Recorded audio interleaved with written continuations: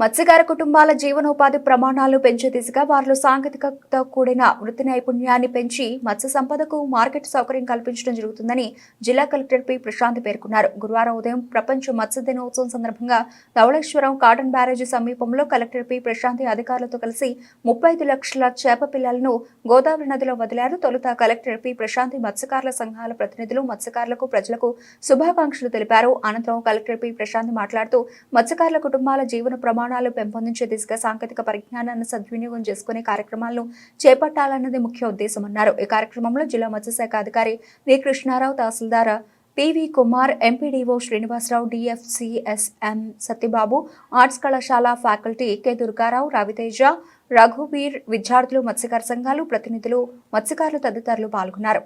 అలానే ఇక్కడికి ఇచ్చేసిన మత్స్యకార సంఘాల ప్రతినిధులకి, అలానే మత్స్యకారులకు, ప్రజలకు అందరికీ కూడా శుభాకాంక్షలు.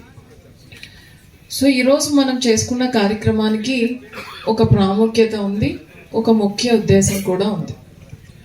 ప్రతి సంవత్సరము నవంబర్ 21 వరల్డ్ ఫిషరీస్ డే చేస్తూ ఫిషరీస్ ద్వారా ఎంతమంది అంటే మత్స్యకారుల కుటుంబాల్లో ఎన్ని ఉన్నాయి, వాళ్ళ లైవ్లీహుడ్స్ ఇంప్రూవ్ చేయడానికి మనం ఏమే కార్యక్రమాలు చేసుకోవచ్చు, అలానే మత్స్య సంపదని పెంచుకోవడానికి మన రాష్ట్రంలో ఏ వనరులు ఉన్నాయి, అలా పెంచాలి అంటే ఏమి చేయాలి, అలానే మనకి మత్స్య సంపదని పెంచుకుంటూ వెళ్ళేటప్పుడు ఇండస్ట్రీ ప్రాస్పెక్ట్స్ ఏమున్నాయి, ఆక్వా రిలేటెడ్ ఇండస్ట్రీ ఇండిజినస్గా ఏమున్నాయి, అలానే ఎక్స్పోర్ట్ ఓరియంటెడ్గా ఏమున్నాయి.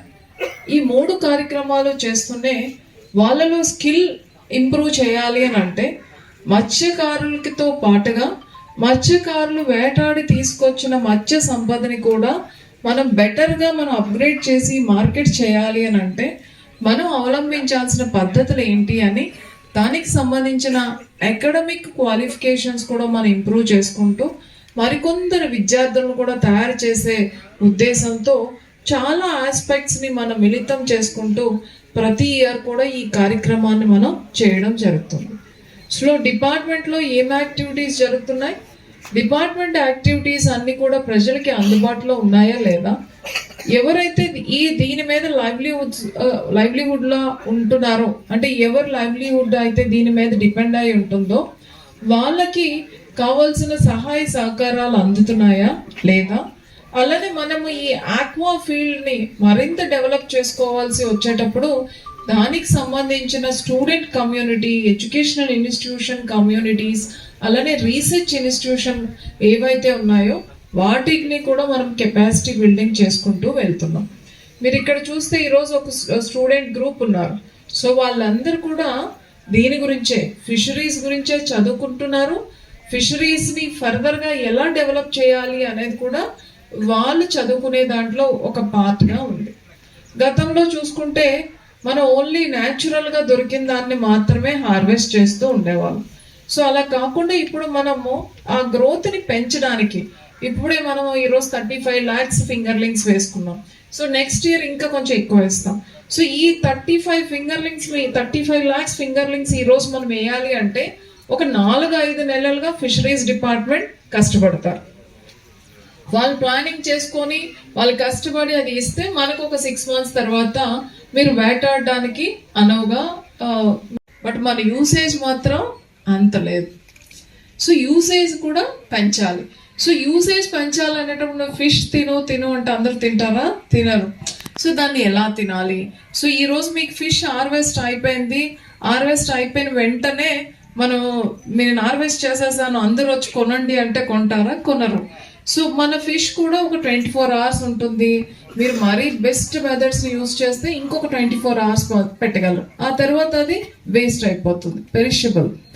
సో మన మార్కెట్ని మనం టైఅప్ చేయాలి అంటే ఫ్రెష్గా వచ్చింది కూడా మనం సేల్ చేసుకోవడంతో పాటుగా స్టోరేజ్ మెకానిజమ్స్, ప్రాసెసింగ్ మెకానిజం అవి కూడా రావాలి. సో మీలో ఎంతమంది అయితే దీని మీద డిపెండ్ అవుతున్నారో మీ నెక్స్ట్ జనరేషన్ని ఇండస్ట్రీ వైపు కొంచెం నడిపించాలి. మా తాతయ్య గారు మత్స్యకారులు, నేను మత్స్యకారునే, నా పిల్లలు కూడా మత్స్యకారుడే అనేది ఉండకూడదు. సో మీ పిల్లలు ఇందులో ఇండస్ట్రీ వైపు వెళ్ళాలి. ఇప్పుడు మీరు ఫిషరీస్ డిపార్ట్మెంట్తో మాట్లాడితే మీరు చాలా వరకు సీల్ అయిపోయిందంతా కూడా డ్రై చేస్తూ ఉంటారు. సో డ్రై ఎలా చేస్తారు? నార్మల్గా డ్రై చేస్తారు సాల్ట్ వేసి. అదే మనకి సోలార్ డ్రైయర్స్ వచ్చాయి, అప్పుడు అది స్మెల్ రాదు. సో చాలా ఫారిన్ కంట్రీస్లో డ్రై ఫిష్కి చాలా డిమాండ్ పెరుగుతుంది, బట్ అక్కడ చూసేది స్టాండర్డ్స్. సో ఫారిన్ కంట్రీకి వెళ్ళాలి అని అంటే ప్యాకేజ్లో స్టాండర్డ్ ఉండాలి, లోపల ఉన్న మెటీరియల్ కూడా కొన్ని స్టాండర్డ్స్ ఫాలో అవ్వాలి. సో ఆ డ్రై ఫిష్ని మీరు సోలార్ డ్రైస్, ఇప్పుడు మనకి ఎలాగో పిఎం మత్స్యకార యోజనలో మీకు ఆ ఫెసిలిటీ ఉంది. సో సోలార్ డ్రైయర్స్ కానీ తీసుకుంటే ఇమ్మీడియట్గా వేస్ట్ అయింది కొంచెం ప్రాసెస్ చేసుకొని సోలార్ డ్రైయర్స్లోకి వెళ్ళి ప్యాక్ చేసుకుంటే మీరు నెక్స్ట్ లెవెల్ ఆఫ్ మార్కెటింగ్కి యూజ్ అవుతుంది. అలానే మనకి చాలా దగ్గర డైరెక్ట్గా ఫిష్ కాకుండా మీరు ఊర్లో మాత్రమే డైరెక్ట్గా లైవ్ ఫిష్ తీసుకుంటారు. మీరు టౌన్లోకి వెళ్తే వాళ్ళకి ఫిష్ చేయడం రాదు, దానిని ప్రిపేర్ చేయడం కూడా రాదు. ఇట్స్ ట్రూ, వండడం కూడా కొందరికి రాదు. అందరికి కామన్గా వచ్చేది మాత్రం తినడం.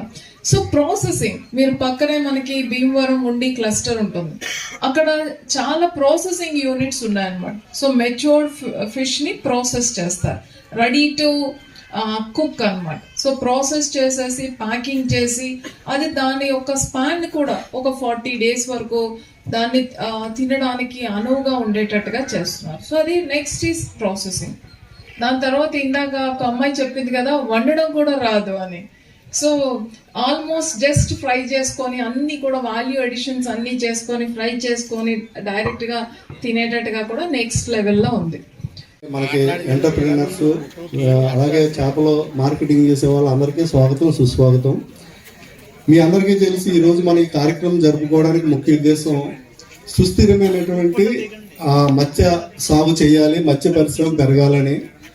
మనకి రోజు రోజుకి మత్స్య సంపద అనేది తగ్గుతుంది సహజ వనరుల్లో.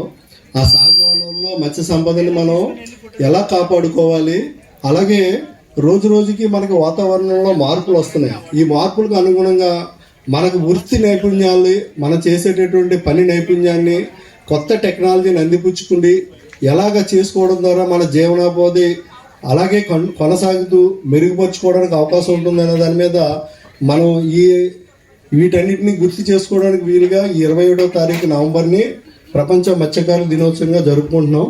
ఈ సందర్భంగా మీ అందరికీ శుభాకాంక్షలు తెలియజేస్తున్నాను. Thank you.